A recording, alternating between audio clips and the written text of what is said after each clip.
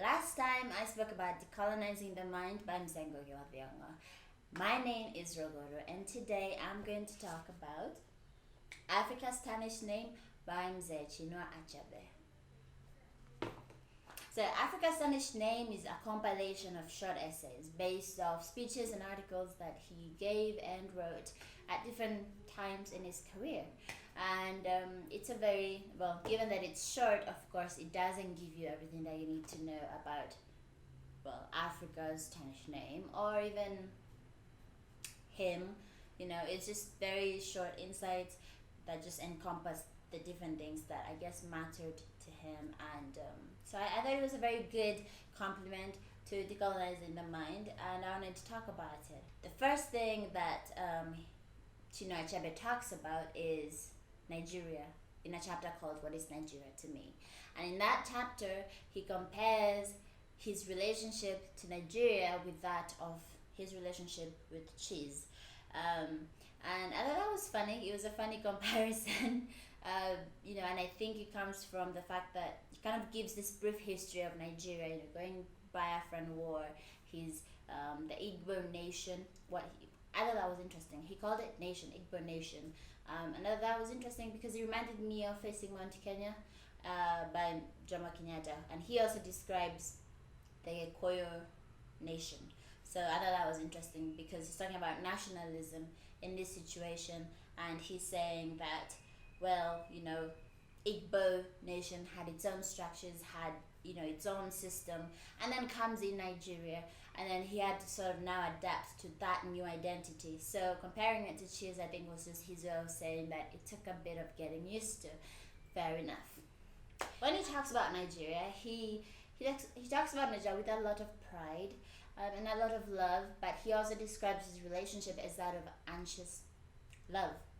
And reading it, I was like, anything he said about Nigeria, I was trying to think about like my Kenyanness too, and I was like, I can get why it would be of anxious love, and one of my favorite quotes about what he says is he says something along the lines of, Nigeria is neither my mother nor my father, Nigeria is my child.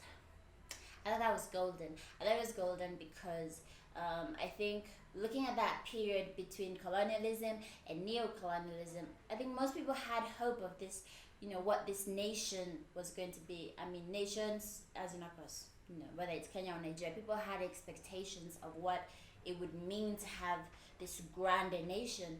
And I think for most people it was, we're not going to pay taxes anymore, we're not going to have these issues, we can lead ourselves, govern ourselves. And the new nation, was kind of seen as this sort of heroic structure, like almost like you would see like a parent. We talk about nations as our mothers or fathers, and so it would make sense that people would kind of expect, I think, as maybe we do in many situations, we expect the nation to give to us. We expect, there's a problem, the nation should have already fixed that. There was all these expectations, and I think it's disappointing because all those things never happened. Of course, the state or the nation, I think, has come out as being a lot more disappointing than people expected. And so him comparing the nation to a child was just so symbolic, and it kind of made me feel his love a little bit, because obviously if you have to see your nation as a child, you have to see it as something that you have to give to before you can take. I think if you have a kid, a 10-year-old, you're not going to start asking them, hey, where is my land? I raised you since you were a kid, I gave birth to you, and I fathered you, and I want my land now. You're not going to do that. So I think that thinking of kind of the nation as a child was very symbolic and kind of sweet, but in a sad way. It's like something that you kind of resort to after you've just seen so much failure, and you're like, okay, I surrender. I'm not going to expect so much of you, and so you're going to be a child. And he says, there's work for all. So it's this idea that we have to we have to work for our nations and kind of give before we can ask from them. Because I think all these ideas of it's our turn to eat, and the government this, the government that, come from that idea that, of course, we're expecting the state to do things that many people are promised it would do, but it doesn't do. And I remember having a conversation with someone about that quote, and it was interesting because they said, well, okay, fine, what he said is fine, but it's also a bit patronizing in the sense that to see Nigeria as a child, it's almost like he's overlooking the long, wealthy history that existed before Nigeria did, and so maybe that wasn't, you know, well, the best thing. But I mean, as much as I understand that, of course, there's a long history before that, but I also understood that what Chinua was trying to show was that Nigeria was young, as the nation, as this new identity was young, and it was something that people had to get used to. It wasn't just operating within, the Igbo nation. It was alongside, a mixture and a fusion of other, you know, communities or tribes or nations, whichever term that's best to use. So I think that it's just definitely something to think about. But what I really appreciate is him being honest and not just saying, oh, our nation it's flawless, or So I appreciated that, and I thought it was very relatable to a lot of African nations.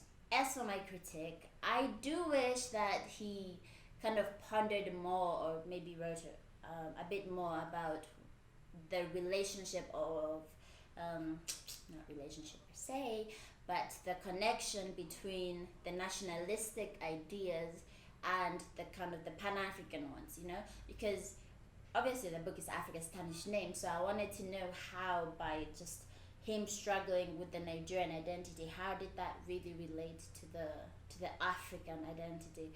I mean, I just wondered, can you be an Igbo and be a Nigerian and be an African? Like, what's the relationship or the ramifications of all those identities? Can I be a good Kikuyu and be a good Kenyan and be a good African? Or, I mean, in the way that we live, do you think that they're compatible, or it's something of debate? But I was very curious. I wish he kind of spoke a little bit more about just how being Nigerian affected how he felt towards being an African. That would have been interesting. But I'm sure, obviously, again, this is short, and I think it's meant to be short, so he doesn't really go into depth about some of the things that he says. And maybe if you all to find out, we just have to read the rest of his works. In the book, again, I said he's very much of a storyteller, and I really liked how in some of the chapters he would go back to his stories, and he would narrate them in such a way that it feels like you're reading, like, I don't know, his biography or something, and I really enjoyed that. And one of the situations in the book was very embarrassing. He talks about traveling, so he has this chapter where he goes, he talks about how he went across different African countries, and he has this particular time where he came to Kenya, and he landed at the Jomo Kenyatta airport in Nairobi. And he said when he landed, obviously they give you the forms that you have to fill in. Who are you? Where are you from? Blah blah blah. So on the form there was, are you, I think, European? I don't know if American. I don't know. It was European, Asian, maybe American, and then other. And that just got my blood boiling. I was very embarrassed because I said, why would it other? It's as if the African isn't supposed to travel. It's as if this was just a continent where only white and Asians and basically anyone who's not black or African can just roam around. But us, no, we are not allowed to travel. It made me feel very bad. And so he goes to talk about racism in the continent, and I like that he acknowledged that, because I think that's one of those conversations that people just don't talk about enough. Obviously, we've spoken about racism within diaspora. I mean, not here, but I mean outside of this space. There's conversations about racism in the diaspora, America, Britain, but within the African continent, not many people talk about racism the way it should be spoken about, especially. I mean, I think where I am, it's just not a conversation that happens as often as it should. So I thought that was a very interesting one. And just this idea of otherness, he kind of now takes it beyond the traveling, and then he takes it to now his conversations about literature and what literature is, and how, white colonialists and white writers and so-called explorers came and wrote all these books about their adventures in Africa, and then that back to the Western world became, this what he calls the permanent forms of literature. So people then took that as facts, as things that just are, and with all the misrepresentation and ideas that was either romanticized and degrading. And I thought that chapter, in how he talks about literature, he has so much passion for it. It's so contagious, you can just feel it. And it got me thinking, it really got me thinking, because recently the Kenyan Wildlife Service, KWS, posted a thread on Twitter about where some of the lakes and mountains got their names from. And honestly, it was ridiculous. It was like, I don't know, I can't remember the names. It was like Lake Ellis, Lake Michelson, terrible, I don't know, Lake Victoria, all those things. And why is it Lake Victoria? It should be Nam Lolwe. Why is it, all these places, where they got their names from, it was maybe some queen landed or some queen's cousin came, and so they must have been like, oh, I'm here now, so name this place after me. And then we kept those names, and it links also to something that Mzee Ngugi and Thiong'o has spoken about in other places, this idea of how we remember ourselves through the lens of this kind of colonialists, and most of them also being others, people just coming and everything looking like it's about discovery. So it made me thinking that we should rename these things, we should rename our spaces, we should own them back, rename them to their original names. I just thought we should rename everything. Rename our lakes, rename our mountains, rename our cities, rename our towns, rename our religions, rename our cultures, and rename ourselves. I think it's important because what we read, of what we have read so far, has obviously it starts to build images and memories in our minds, but for the most part we haven't written those memories, we haven't shaped them. Through our own African literature, we can come to kind of undo or fix, or come to terms with our own ideas of what Africa is. Which leads me to the critique of the book. I really think, I would have really wanted to see more opinions about how Africans themselves have come to see and understand this Africa's Tarnished name.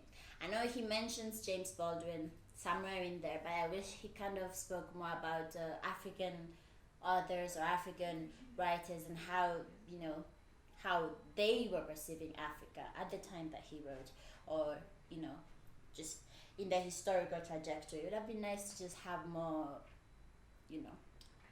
beyond just him, like to see, okay, the West have seen Africa in this way, but what about the Africans?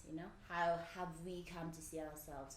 But now, like him talking about how other African writers have written about Africa, have they reinforced or challenged these things? That would be nice. But again, that's probably why I would say, if you read this book, it would also be nice to read some other complementary books that I think would go with this.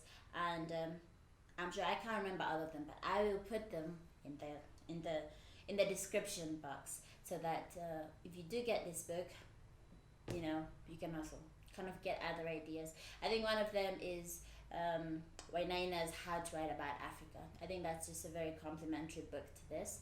I would read them together. I think for anyone who, especially if you write about African literature, or you're not even just literature actually, if you just write about Africa, or you've read about Africa, or you think you know Africa, or you want to know Africa, then of course you should read Africa's Tarnished Name, because there's a lot in here. Even if it's a small book, there's a lot in here, and I do recommend it, of course, because it's insightful. And so with that, thank you so much for watching, and I hope that this has been of interest. And yes, if you do like it or think it would be useful to someone else, then please share it and do subscribe, so that you can get the little thing to ring when I post the next video, so you don't miss out. And I hope as we move forward, I'll be able to do more videos and reviews, or just talking about more of African literature, because hey, I love Africa. So yes, that would be it from me. Thank you so much for watching, and goodbye.